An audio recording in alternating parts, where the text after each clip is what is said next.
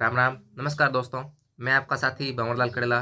साथियों, आज के इस वीडियो में अपन डिस्कस करेंगे फर्स्ट ग्रेड ज्योग्राफी का पेपर जो कि 4 जून 2026 को आरपीसी ने आयोजित करवाया है। इसमें भूगोल से संबंधित, राजस्थान भूगोल से संबंधित बहुत अच्छे लेवल के क्वेश्चन पूछे हैं।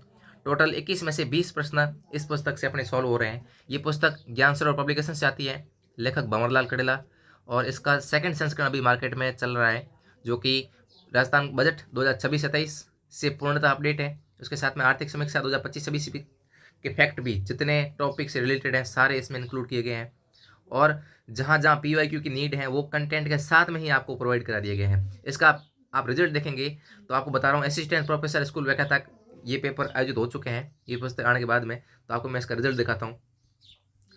ये रिजल्ट की पीडीएफ है, आपको मैं दिखा देता हूँ। ये रहा असिस्टेंट प्रोफेसर 38 में से 35। ये आपको पीडीएफ के रूप में मिल जाएंगे अगर आप ये सर्च करेंगे एरेना ऑफ कंसेप्ट स्टडी। इस चैनल पे ये पीडीएफ प्रूफ डाले हुए हैं।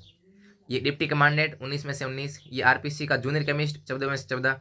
एसआई जीके 16 में से 15 क्वेश्चन फर्स्ट पारी में, और जो सेकंड पारी हुई थी उसके अंदर जो है ये 13 में से 12 क्वेश्चन। ठीक है। और ये जो पहला पेपर हुआ था अभी ग्रुप ए का जो पेपर हुआ था उसमें 11 में से 11, और सेकेंड जो ग्रुप हुआ है 3 तारीख को उसके अंदर 10 में से 10 क्वेश्चन इस पुस्तक से आपको देखने को मिले। इसके सबके प्रूफ जो है पीडीएफ के रूप में डाल रखे हैं, पेज संख्या सहित। तो चलिए इस पेपर को डिस्कस करते हैं। ये इस पुस्तक का रिजल्ट रहा है। अधीनस्थ बोर्ड के अंदर भी आप देख सकते हैं कि रीट के अंदर किस प्रकार से रिजल्ट रहा है। अभी लेवी असिस्टेंट परीक्षा में भी आपको देखने को मिलेंगे 34 में से 33 क्वेश्चन। 34 में से 33 क्वेश्चन जो है विज्ञान वाले में रहे हैं, और भूगोल वाले में जो है 43 में से 42 क्वेश्चन इस पुस्तक में से आए थे।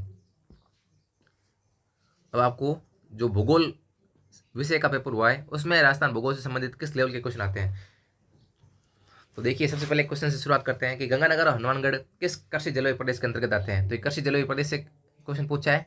सामान्य स्तर का क्वेश्चन कह सकते हैं क्योंकि काफ़ी टाइम से ये क्वेश्चन आ रहा है। तो ये क्वेश्चन अपने को मिल जाएगा 144 नंबर पेज पर कि भारतीय कृषि अनुसंधान परिषद द्वारा राजस्थान को 10 कृषि जलवायु प्रदेशों में विभक्त किया गया है। तो ये रहा उत्तरी पश्चिमी सिंचित मैदानी प्रदेश। यहाँ पे गंगा नहर से सिंचाई ज़्यादा होती है, तो ये सिंचित मैदानी प्रदेश है। तो इसका आंसर हो जाएगा तीसरा ऑप्शन, सिंचित उत्तर पश्चिमी मैदान। ठीक है। नेक्स्ट देखते हैं कि 2022-23 के अनुसार किस जिले में राजस्थान में चावल का उत्पादन सर्वाधिक हुआ। तो सच देखिए, आरपीसी का कोई एग्जाम नहीं है जिसके अंदर ये उत्पादन से संबंधित इस सारणी से क्वेश्चन नहीं आए। यानी कि या तो क्षेत्रफल से पूछ सकता है, या उत्पादन से पूछ सकता है, या उत्पादकता से पूछ सकता है ना। इस सारणी से ये ग्रुप ए के अंदर आया था राई सरसों का, ग्रुप बी के अंदर आया चावल से, उसमें एक जिला पूछा था, और आज वाला जो पेपर है उसके अंदर 2 जिले पूछे हैं टॉप के, है ना। तो टॉप के 2 जिले बताने हैं किसके अनुसार, 2022-23 के अनुसार, 22-23 के अनुसार बताने हैं। तो ये रहा 22-23, ये 22-23 रहा। 22-23 के अनुसार चावल रहा, और चावल में जो है क्षेत्रफल और उत्पादन दोनों ही सेम रहे हैं 22-23 और 23-24 के अंदर, बूंदी और हनुमानगढ़। ठीक है, ये जिले जो है टॉप रहे हैं, बूंदी और हनुमानगढ़। ये दूसरा ऑप्शन इसका सही हो जाएगा। पेज नंबर आपको 148 पे ये मिल जाएगा। ये लगातार तीसरा ऑप्शन है। एसआई के अंदर जो है मक्का का पूछा था, इसमें मक्का का सर्वाधिक उत्पादन कहाँ पे होता है, तो भीलवाड़ा उसका आंसर था। इस प्रकार से आरपीसी के हर एग्जाम में जो सेकंड ग्रेड तैयारी कर रहे हैं, आगामी एसआई या आरएस की तैयारी कर रहे हैं, उनको ये टेबल जरूर याद कर लेनी चाहिए। 23-24 के आंकड़े भी आ रखे हैं, बहुत कम पुस्तकों में आपको मिलेंगे 23-24 के आंकड़े भी। अपने जो है तुलनात्मक डाल रखे हैं कि आरपीसी अगर 23-24 के पूछ ले तो वो भी डाल रखे हैं, अगर 22-23 के पूछ ले, आज जैसे आज पूछ रही है 23-24 के आने के बाद भी 22-23 के पूछ रही है, यानी कि दोनों साथ में, आपको भटकने की जरूरत नहीं रहेगी सर कि इसके लिए कहाँ जाए हम। ये जैसे गौवंश से संबंधित पूछा है कि गाय की नस्ल कौन सी है, ये कोटा, झालावाड़ और बांसवाड़ा में पाई जाती है, वो गाय की नस्ल कौन सी है। तो ये देखिए आप, मालवी नस्ल है, ये गाय की मालवी नस्ल है जो राजस्थान में झालावाड़, बांसवाड़ा और कोटा में पाई जाती है। ठीक है, पेज संख्या आपको 161 पर मिल जाएगा। ये इसका आंसर हो जाएगा मालवी। ठीक है, थोड़ा नीचे कर लेता हूँ बस। ये उप उष्ण पर्वतीय वन जो है आपको कहाँ मिलेंगे, ये सब ट्रॉपिकल माउंटेन फॉरेस्ट, सब ट्रॉपिकल माउंटेन फॉरेस्ट आपको जो मिल जाएंगे सिरोही के अंदर। ठीक है, ये रहा सिरोही के अंदर मिलेंगे आपको उप उष्ण पर्वतीय वन, आबू पर्वतीय क्षेत्र यहाँ पे सिरोही में पाए जाते हैं। ठीक, आपको मिलेंगे पेज संख्या 80 पर। 80 नंबर पेज से एक और क्वेश्चन आया है कि कुसुम, अर्जुन और शाल जैसे वृक्ष भारत में किस प्रकार के वनस्पति से संबंधित है। तो ये साथियों आपको मिलेंगे ट्रॉपिकल पतझड़ में, है ना, पतझड़ के अंदर मिलेंगे, और पतझड़ को बोलते हैं पर्णपाती भी बोलते हैं। ये रहा अर्जुन और ये रहा साल। इसमें से जो आपको जो है अर्जुन और शाल जो अपनी पुस्तक में मिल जाएंगे। ये जो अर्जुन वृक्ष है, अर्जुन और शाल आपको मिल जाएंगे, अर्जुन और शाल। ठीक है, ये मिश्रित पर्णपाती के अंदर है। पर्णपाती यानी पतझड़ और पर्णपाती एक ही होते हैं, जो अपने पत्ते जड़ाते हैं। पर्णपाती और पतझड़ एक ही चीज है। पेज नंबर था 80 नंबर पेज से 2 क्वेश्चन आए थे, वन से संबंधित दोनों। ये उद्योग और अवस्थिति है, इसमें कौन सा सम्मिलित नहीं है। साथियों, अगर किसी पुस्तक में 4 ऑप्शन मिलते हैं तो ये इस क्वेश्चन को आप सॉल्व कर सकते हो। जैसे सहकारी कीटनाशक, तो ये अपने स्टार्टिंग में दे रखा है। ये देखिए सहकारी कीटनाशक, ये रहा। सहकारी कीटनाशक कारखाना कहाँ पर है, जयपुर के अंदर है, ध्यान रखना। और इन्होंने क्या दिया है, उदयपुर दिया है। तो ये एक से ही सॉल्व हो रहा है, वैसे एक से सॉल्व हो रहा है, लेकिन अपन तीनों देखेंगे कि ये कहाँ पर है। जैसे स्टेट केमिकल वर्क्स, ये रहा, डीडवाना के अंदर सही है, कोई दिक्कत नहीं है। नेक्स्ट है जेके टायर्स, जेके टायर्स ये रहा। हाँ, जेके टायर्स कांकरोली राजसमंद के अंदर है, ये रहा जेके टायर्स।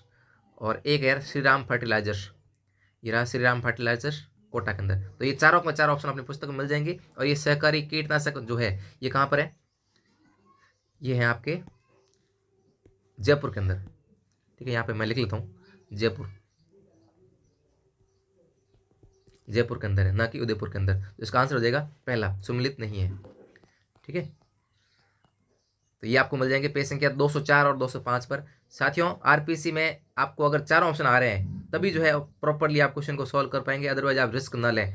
क्योंकि ये ऐसे क्वेश्चन है, जैसे उद्योग हो गया, खनिज हो गया, जनसंख्या हो गया, इसमें से ऐसा कोई पेपर नहीं है जिसमें से क्वेश्चन नहीं आए। कृषि हो गया, तो इसमें आपको थोड़ा डिटेल में पढ़ना ही होगा। जैसे ये महिला साक्षरता दर पूछिए, तो ये PYQ है, इसमें ज़्यादा ऐसे अड़चन वाली बात थी नहीं, क्योंकि सर्वाधिक महिला साक्षरता दर जो है आपको पता है कोटा के अंदर है। ये रही सर्वाधिक महिला साक्षरता दर कोटा के अंदर पूछी हुई है, वरिष्ठ अध्यापक के अंदर 2010 के अंदर। ठीक है, तो ये आसानी से हो जाएगी, कोटा के अंदर है, 314 पर आपको मिल जाएगा ये क्वेश्चन। ये है सिंचाई परियोजना और साथ में जिले, तो सावन भादो आपके जो है सम्मिलित हैं, सही, कोई दिक्कत नहीं है। और छापी ये जो है झालावाड़ के अंदर है, छापी वाला है ना, भीमसागर झालावाड़ में है। सोम कमला अम्बा जो है डूंगरपुर के अंदर, सही बात है। ये जो छापी है ये कहाँ पर है, झालावाड़ के अंदर है, ध्यान रखना। कहाँ रहा, ये रहा छापी। छापी जो आपको काम लेगा झालावाड़ के अंदर मिलेगा, इन्होंने जो है 12 दे रखा है। ठीक है, ये जो है ये गलत सम्मिलित हो रखा है, छापी 123 पे आपको मिल जाएगा। नेक्स्ट देखते हैं, ये खनिज दे रखे हैं सामने, उनके खनन स्थल दे रखे हैं। जैसे मैग्नीज है, तो मैग्नीज के अंदर आप कौन सा सम्मिलित करेंगे, ये लो इटला ना, ये इटला सम्मिलित हो जाएगा। और नेक्स्ट देखते हैं, टंगस्टन के अंदर आप करोगे आप डेगाना। ठीक है, और ये देखिए आप, ये बेरिल जो है आपको बेरिलियम मिल जाएगा आपको आमेट के बेरिल में। ये देखिए बेरिलियम, ये आमेट के बेरिल, ये बेरिलियम के अंदर, ये बेरिलियम, ये आमेट के बेरिल। ठीक है, ये बेरिलियम जो है आमेट के बेरिल। और एस्बेस्टॉस जो है जकोल के अंदर मिलेगा। मैग्नीज आपको मैंने बता दिया इटाला के अंदर, इसमें आप 4 कर दोगे, आपको मैं बता रहा हूँ चारों। ये मैग्नीज का इटाला। नेक्स्ट देखिए आप, ये टंगस्टन का बाकरी, डेगाना बाकरी। और बेरिलियम का ये आमेट के बेरिल। और ये एस्बेस्टॉस का जो है जकोल आपको मिल जाएगा। यानी कि 4 ऑप्शन आपको मिल रहे हैं। अगर ऐसे पूरे कितने विकल्प सम्मिलित हैं तो ये क्वेश्चन आसानी से आप कर सकते हो। ये तो सामान्य क्वेश्चन था, सम्मिलित करने वाला था। नेक्स्ट देखते हैं, ये क्वेश्चन जो है इन्होंने कैल्सी ब्राउन मृदा से पूछा है। मिट्टी से संबंधित इस पेपर में 2 क्वेश्चन है। एक तो कैल्सी ब्राउन, ये जो है राजस्थान के कृषि विभाग द्वारा जो वर्गीकरण किया गया है उसके अनुसार पूछा है, कैल्सी ब्राउन प्रकार की मृदा कहाँ पाई जाती है। तो कैल्सी ब्राउन प्रकार की मृदा को मरुस्थलीय मृदा कहते हैं। ये जैसलमेर और बीकानेर में पाई जाती है, जैसलमेर और बीकानेर के अंदर। ठीक है, इसको थोड़ा सा अगर छोटा हो सके इसका आकार, जैसलमेर और बीकानेर के अंदर आपको जो है कैल्सी ब्राउन प्रकार की मृदा मिल जाएगी, यानी इसको मरुस्थलीय मृदा भी बोलते हैं। ये मानसून गर्त है, ये जो मानसून सीजन के अनुसार बनता है, तो ये ग्रीष्म ऋतु के अनुसार बनता है। और ये ग्रीष्म ऋतु में उत्तर की ओर खिसकता है। देखिए ये जो है ITCZ यानी कि अंतः उष्ण कटिबंधीय अभिसरण क्षेत्र, ये उत्तर की ओर स्थानांतरित होता है। कब होता है, जब मानसून आता है ग्रीष्म ऋतु के अंदर, तब जो है ये उत्तर की ओर खिसकता है और भारत के उत्तर पूर्व की ओर जाकर के हो जाता है। यानी जहाँ पर ये रहेगा वहाँ पर जो है निम्न ताप बनेगा। ये देखिए उच्च ताप और निम्न वायुदाब बनेगा वहाँ पर, उच्च तापमान और निम्न वायुदाब, यानी वहाँ पे गर्मी ज़्यादा पड़ेगी और वायुदाब का केंद्र निम्न बन जाएगा। जिससे क्या होगा, ये हवाओं को अपनी तरफ आकर्षित करेगा। कौन सी हवाएं, मानसूनी हवाओं को अपनी तरफ आकर्षित करेगा। ठीक है, ये देखिए ये ITCZ ग्रीष्म ऋतु के दौरान ITCZ कहाँ जाता है, उत्तर की तरफ जाता है। तो ये अपने पूरा लिखा हुआ है, मानसून की जो है कैसे बनती है, स्ट्रक्चर कैसे बनता है, मानसून कैसे आता है, उसके संदर्भ में आपको मिलेगा कि ग्रीष्म ऋतु के दौरान ITC उत्तर की तरफ खिंचने का द्योतक है, यानी कि ये रिप्रेजेंट करता है उस चीज़ को। और तापजन्य निम्न वायुदाब है ना, ये तापजन्य निम्न वायुदाब का केंद्र बनाता है। जहाँ पे भी ये जाएगा ना ITC, जैसे ग्रीष्म ऋतु में भारत के उत्तर के मैदानों में चला जाता है, तो वहाँ पे जो है ताप उच्च रहता है और दाब जो है निम्न रहता है। तो ये दोनों कथन सही है, आपको अपनी पुस्तक में दोनों मिल जाएंगे। और ये तीसरा क्वेश्चन जो है, तीसरा कथन जो है इन्होंने दिया है कि ग्रीष्म ऋतु में यह पश्चिमी विक्षोभ को आकर्षित करने में मुख्य भूमिका निभाता है। तो ये पश्चिमी विक्षोभ जो है ये शीतकालीन घटना है। ये जो भूमध्य सागर से, कैस्पियन सागर से तूफान आते हैं शीत ऋतु के अंदर, उसको पश्चिमी विक्षोभ के कारण आते हैं। तो ये शीत ऋतु की घटना है, न कि ग्रीष्म ऋतु की। तो ये जो तीसरा कथन है ये गलत है, पहला और दूसरा कथन इसका सही आंसर हो जाएगा। ठीक है, आपको पेज नंबर 61 और 66 पर जो है ये क्वेश्चन पूरी तरह से मिल जाएगा। ये देखिए वर्षा ऋतु की जैसे आपने समझा रखा है, तो पूरी तरह समझा रखा है कि किस प्रकार से मानसून का आगमन होता है।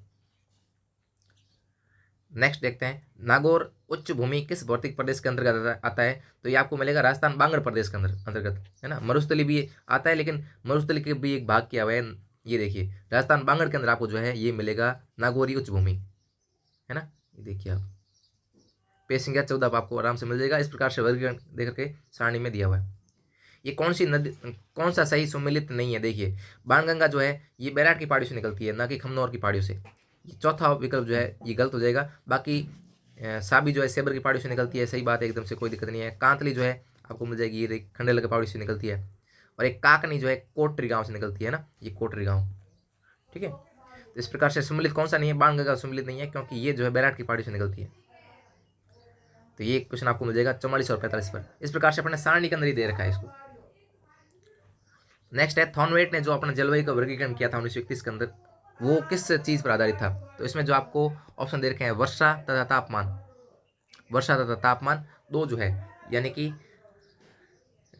वर्षा तापमान के आधार पर था। अपने एक पुस्तक में मिल जाएगा पेज नंबर 70 पर। ठीक है, नेक्स्ट बढ़ते हैं। ये जो प्राथमिक और द्वितीय क्षेत्र दे रखे हैं, तो उन्होंने आसानी दिया है, जहाँ जहाँ आपको उद्योग मिले, उद्योग जो है सेकेंडरी सेक्टर है, तो पहले पर देना प्राथमिक, फिर देना है द्वितीयक। ठीक है, तो ये जो है सेवाएं ये तृतीयक है। ठीक है, और व्यापार, ये व्यापार जो है ये किस पे आएगा आपको, व्यापार देखिए ट्रेड रहा, ये रहा ट्रेड, ये ट्रेड आता है सेवा क्षेत्र में, तृतीय क्षेत्र में आता है। ठीक है, और ये जो है आवधिक बाजार, ये भी सेवा है एक प्रकार की, तो ये किस में आएगा, तृतीयक में आएगा। ये जो है रोपण कृषि, कृषि और उद्योग जो है दोनों, ये प्राथमिक में आएगा और ये द्वितीयक में आएगा, औद्योगिक क्षेत्र के अंदर आ जाएगा। तो ये आपको मिल जाएगा 156 पर। ये रेल मंडल के जोन दे रखे हैं, रेलवे जोन दे रखे हैं, तो आपको दो अगर चीज़ मिल जाए कि अपना उत्तर पश्चिम रेलवे, एक तो जयपुर मिल जाए, जयपुर मिल जाए, ये रहा जयपुर। नॉर्थ वेस्टर्न रेलवे, ये जयपुर मिल जाए। डी के अंदर 3 मिल जाए आपको अगर, है ना, तो डी के अंदर 3 मिल गया, यानी कि पहला और चौथा आप आराम से काट सकते हैं। फिर आपको जो है जबलपुर मिल जाए, ये जबलपुर देखिए आप, पश्चिमी मध्य जोन, पश्चिमी मध्य जोन, तो ये आपको देखेगा पश्चिम मध्य जोन, यानी कि ये रहा बी के अंदर 1, बी के अंदर 1 आपको जो मिलेगा कहाँ पर, ये इसके अंदर बी के अंदर 1, यानी कि दूसरा ऑप्शन। ठीक है, तो 2 से ही सॉल्व हो रहा है आराम से, कोई दिक्कत नहीं है, क्योंकि बी के अंदर एक सिर्फ एक विकल्प के अंदर ही है, वेस्ट सेंट्रल पश्चिम मध्य रेलवे जोन। ये देखिए नेशनल कमीशन ऑन एग्रीकल्चर, यानी कि राष्ट्रीय कृषि आयोग द्वारा सूखे का वर्गीकरण किया गया था 1976 के अंदर।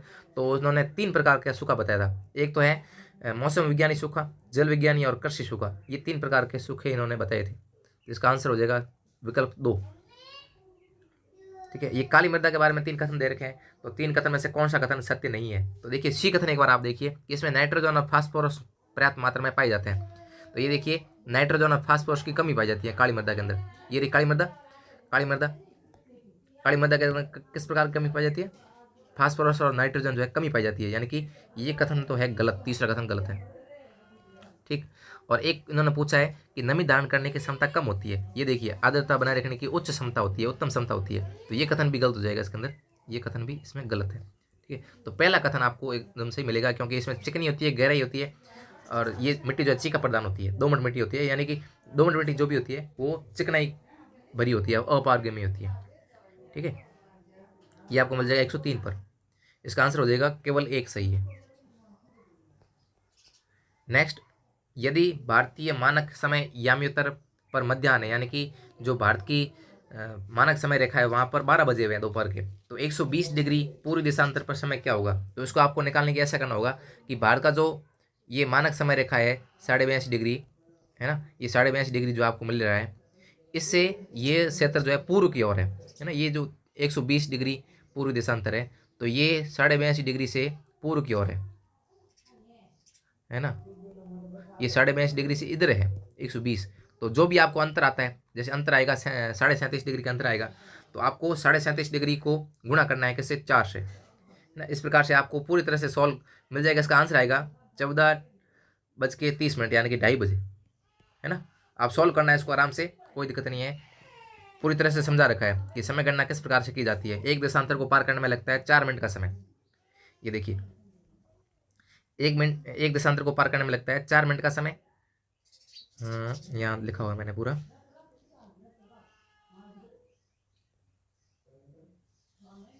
आपको मिल जाएगी। ये एक देशांतर को पार करने में लगता है 4 मिनट का समय। और जैसे जैसे अपने पूर्व की तरफ बढ़ेंगे, है ना, पूर्व की तरफ बढ़ेंगे, क्योंकि भारत जो है पूर्व में स्थित है, तो पूर्व में जो भी स्थित होता है उसमें क्या करते हैं, जोड़ते हैं अपन, है ना। जो भारत के पूर्व में स्थित हैं मानक समय रेखा के, उसमें अपन जो भी समय आएगा उसमें ऐड करेंगे, ठीक है। ये जो क्वेश्चन अपनी पुस्तक से बाहर गया है, बाहर तो नहीं गया है, इसमें हाफ सॉल्व हो रहा है, इसलिए जो है मैंने इसको काउंट नहीं किया है। तो इसमें पूछा है कि जो एनुअल रेनफॉल है वो सर्वाधिक कहाँ पर है, उसकी सर्वाधिक कहाँ पर है, वेरिएबिलिटी कहाँ पर है, परिवर्तन जो है सर्वाधिक कहाँ पे होता है। यानी कि आज जो है नॉर्मल से ज़्यादा चेंज का आपको कहाँ देखने को मिलेगा। जैसे आप मान लो कि जैसलमेर में 15